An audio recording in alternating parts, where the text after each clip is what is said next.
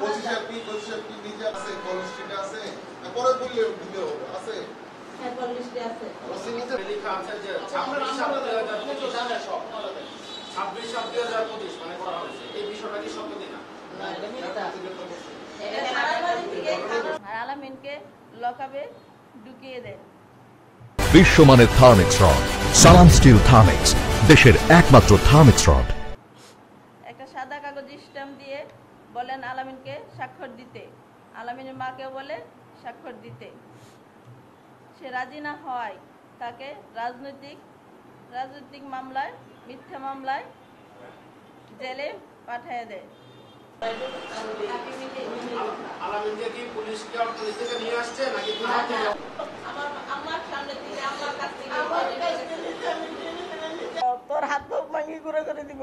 তা আমি এটি সহ্য না করে সাথে গেছি। আমি কিছু শোনেন, এটি বলেন না আমার বললা কোনো দিন কিন রাত গেছে না, ভাঙচুর হয়েছে না। আপনারা তদন্ত করে দেখেন যে কোনো ভাঙচুর হয়েছে না, খালি মনিরুজ্জামানের দরজাটা ভেঙে হচ্ছে টান মেরে, এইটাই। আর কোনো ভাঙাভাঙি হয়েছে না। তেও ওসি যেন ওসি কয় কি বলে এই মহিলা কেমনে ভিতরে আসছে, এই মহিলারা বের করো। পরে আমার আছি ভাই বের করে দিয়েছে। আমি একটু দরদার করে চিল্লে দিয়েছি, অপবাদ দেন না আমার বললাম, আমার বললাম কোনো দিন কিছু করে নাই। পরে এনতে জিজ্ঞেস করে নিচে উপরে শেষের বেড়ে উঠছি যে আপনি করে আল্লাহর দোয়া লাগে আমার বললারে কোনো মিথ্যা অপবাদ দেন না। আমার বললা কোনো কিছু করে নাই। এই বললা যদি বাইরে খারাপ হয়েছে আমার সংসারটা নষ্ট হয়েছে।